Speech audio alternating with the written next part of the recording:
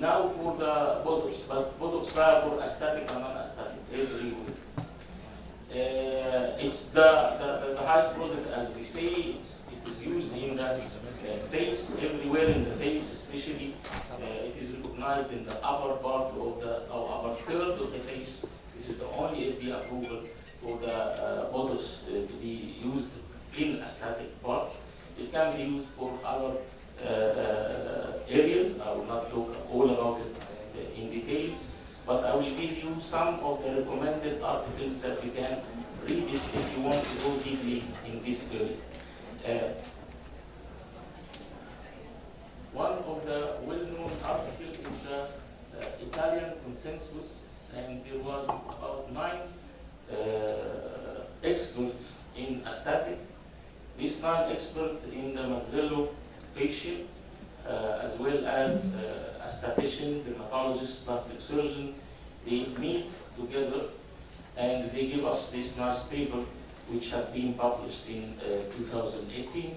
And I advise anyone who are interested in the aesthetic Botox, you have to read this. It gives you an idea where to inject and what to inject and how to inject of the Botox. If you go deeply to know a specific part to be injected, like the forehead, you have to read this paper which coming from Spain, because it's tailored for the forehead especially, as it makes the forehead departmentally to a 12 department from the forehead, and you can inject each one of them according to, is it male, is it female, is it white, is it narrow forehead, is it hyperkinetic, it is low kinetic, and this is according to the, I don't know why it's,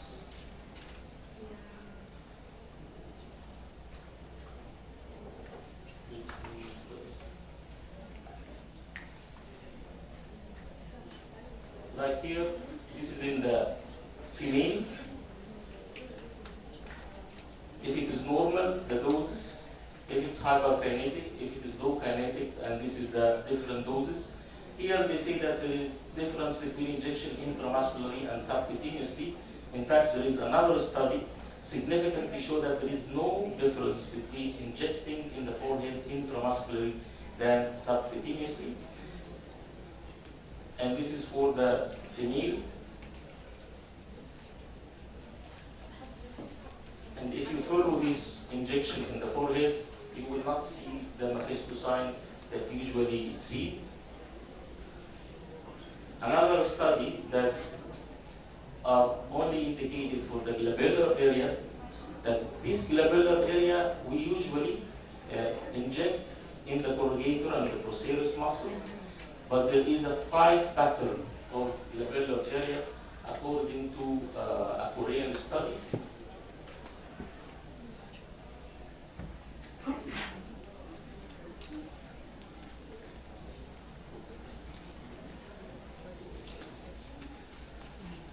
So there is a 5 pattern, which is the 11, the beta, the U, and the X, and the I. Even the 11 itself, as you can see it here, is double 11, curved 11, and one single wrinkle and a double wrinkle. The beta, it's involved with the foreheads as well as the corrugators. That's why we inject only these 2 muscles. And as you can see here, the X, maybe if it is severe, it can involve even the mesialis muscle, and we inject not only the area of the glabella, we go down to the mesialis. I don't know if you are interested in this area of aesthetic. That's why I'm going rapidly. And the U, where you are injected, especially, and the eye, also the facial platysma, have been approved in 161 cases to be used in the neck. In the transverse, even it was subcutaneously. And the male neurotoxin use, how to use it in male, there was an advice, or even it was used for the hypertrophy or trapezius reshading.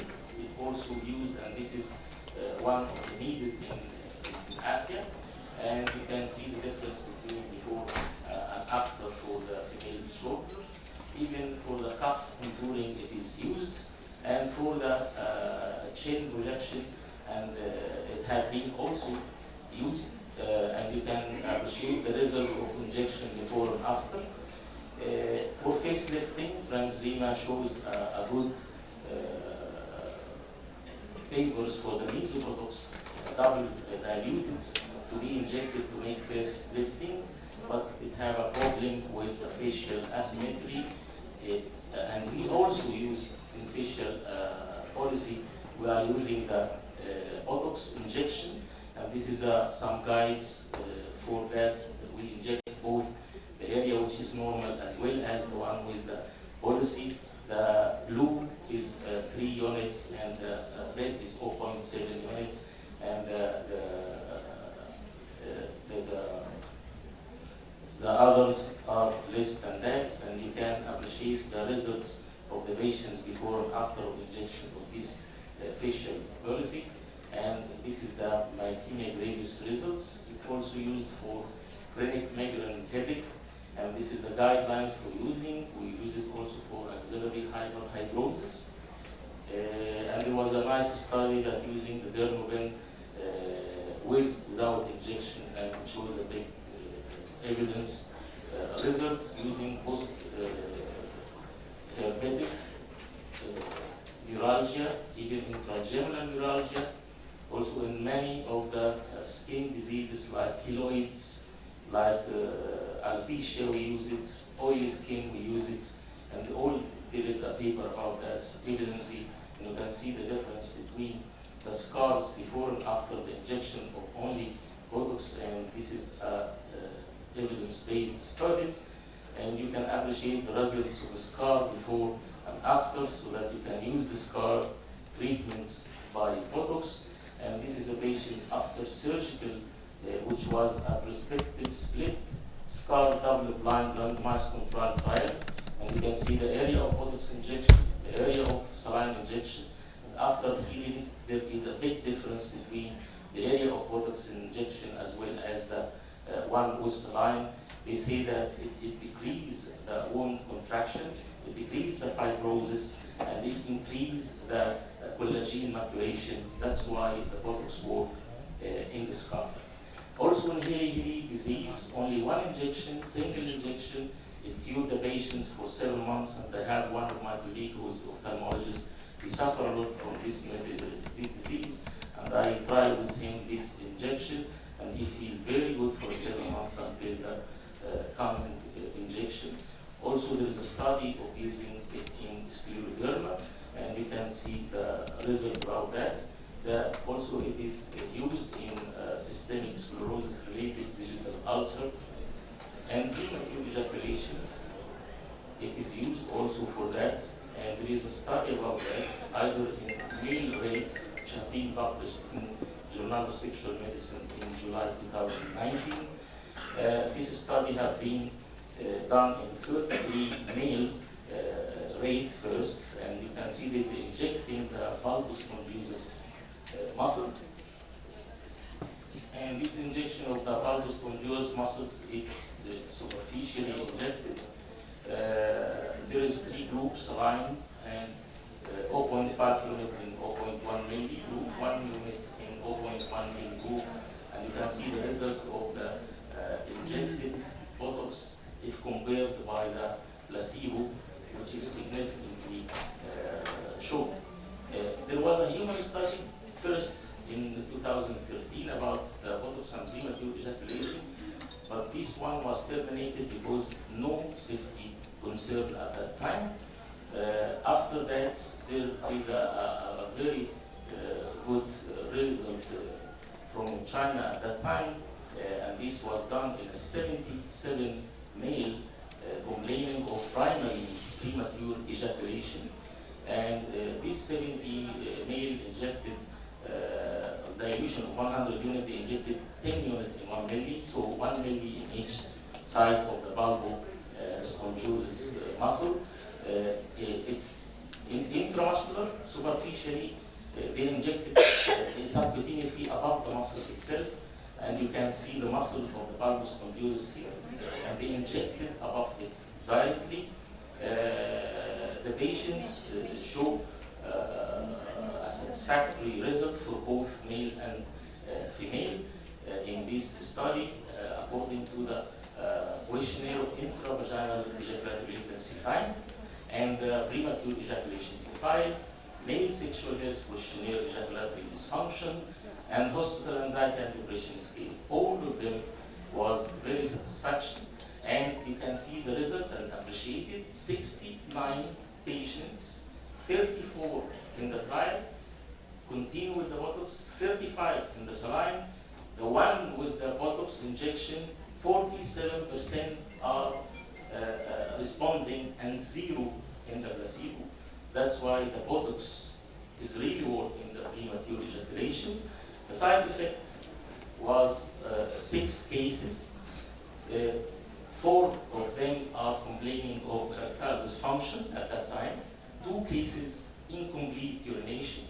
The incomplete urination reserved again after 3 to 4 days, and the erectile dysfunction within 3 weeks it's reserved back, so it's not considered a side effect. It's really effective in premature ejaculation.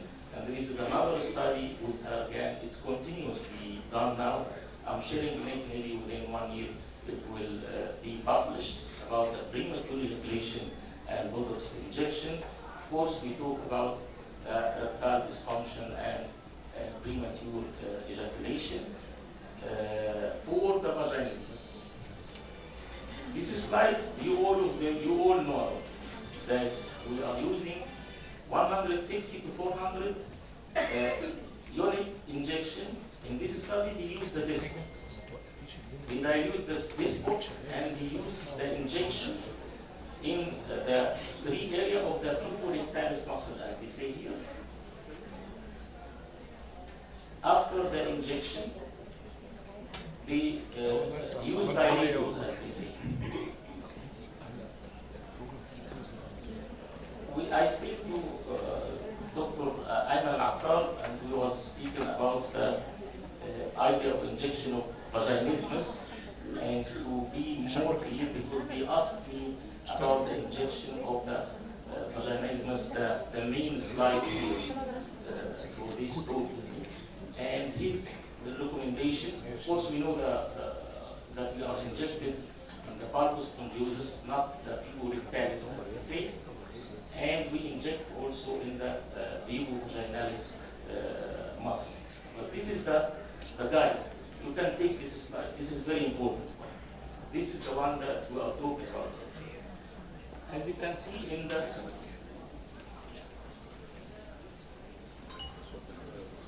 we have 4 levels of vaginismus. Number 1, this is the slide down next, which is like clockwise. You inject in 10 and in 2, in 8 and 4.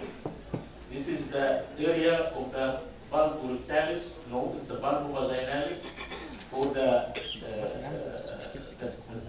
bulbus conjunctus area, when I speak to one of my colleagues, she is a gynecologist, and she tells me how I can feel it, and the patients in the vaginismus after sedation, you can rectally invert the vagina, and you can see it, and you can inject, so that you can inject it easily, but you have to invert it because you will not open the hymen to inject it. Also, you can see the muscle obviously at this time, and here in number 1 for the vaginismus level 1, you inject 50 units in each of the 2, so it's a 25, 25, this is 50, 25, 25, this is another 50, so for the first level, you are using 100 units. 50 in each 2. 25, 25, 25, 25. You are not injected in the clitoris. 12. You are not injected in the perineal. You are injected in the muscle here and here, which surrounded the vagina and surrounded the rectum to relax it. If it is 100. So the level will be 300 units. 50, 100, 50, 50, 150, 50, 150, 50. So in the 10, it's 50 units, in 2, 50 units, in 3, 50 units, in 9, 50 units, in 8, 50 units, in 4, 50 units. If it is level 3, it's 150. This is a 3 points in each of 2. So each one of them is 75, 75, 75, and so on. If you go deeply to the level number 4 or 5, you are rejected 200 in a 2, so each one of them is 100, so the total will be 600 units in this case. Is it clear?